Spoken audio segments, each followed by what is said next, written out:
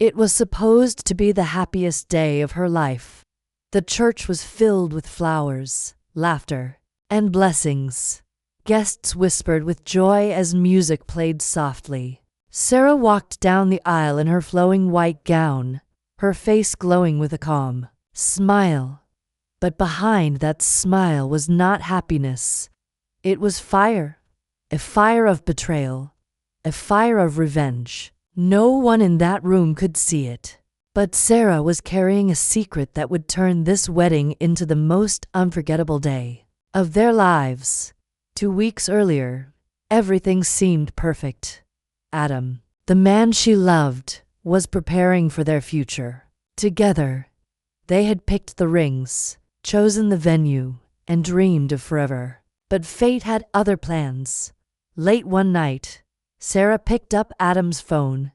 At first, it was innocent. A notification, a message that popped up on the screen. But when she opened it, her world shattered into pieces. Sweet messages, pictures, promises of love. But not for her. They were for someone else. And not just anyone. For her best friend.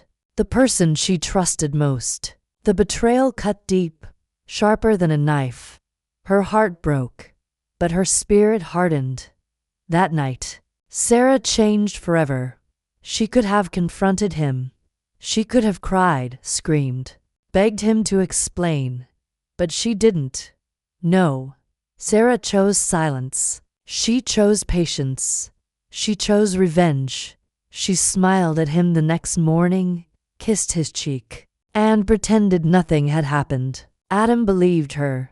He thought his secret was safe. He thought he had fooled her. He bragged to his mistress, laughing, saying Sarah would never find out. But Adam was blind. He didn't see the storm he had created. Sarah had already seen enough, and she was preparing something he could never escape. And so, the wedding day arrived. The church was decorated beautifully, candles glowing, roses blooming in every corner. Adam stood tall at the altar, confident, proud, ready to seal the life he thought he controlled. His smile was wide, his eyes full of pride. He believed today was his triumph. The priest stood ready, the families gathered, all waiting for the vows that would unite two souls. Everyone thought this was love's grand moment. But Sarah had a different plan. Today was not the beginning of their marriage. Today was the end of his lies. The ceremony began. The priest spoke warmly, asking if there were any last words before the vows. The room was silent, filled only with the soft sound of breath and anticipation. And then, Sarah raised her hand. Gasps filled the church. Guests looked at each other in shock. Even Adam froze, confused, his smile trembling for the first time. Sarah's voice was calm, but powerful. "Yes," she said softly. "I do." The crowd fell silent, waiting. And in that moment, the screen behind her flickered to life. At first, no one understood. But then, the truth was revealed. One by one, messages appeared. Pictures, videos, conversations. Every betrayal, every secret.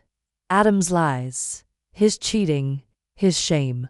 All displayed for the world to see. The crowd erupted. Gasps, whispers, cries. Adam's mother covered her face, humiliated. His father shook his head in disappointment. The Mistress Sarah's so-called best friend tried to slip out of the church. Her head hung low in shame. And Adam, the proud groom, stood frozen, pale as a ghost, his mouth open. But no words came. The man who thought he had everything under control had just lost it all in one single moment. Sarah turned to him, her eyes cold, her smile sharp as a blade. "This wedding is over," she said firmly. Her voice echoed through the church. "But thank you, Adam, for showing me who you really are." She dropped her bouquet, the flowers scattering across the floor. The silence was deafening as she turned, lifted her head high, and walked down the aisle not as a bride, but as a victor. Each step echoed like thunder, each step a reminder that betrayal has a price, and so, the wedding day that was meant to be a celebration of love became a battlefield of truth. Adam was left broken, humiliated, stripped of his pride and dignity. His family ashamed, his reputation destroyed, the mistress disgraced, exposed for the world to see. But Sarah walked away free. She didn't just walk away from betrayal. She walked into strength, into freedom, into a new beginning.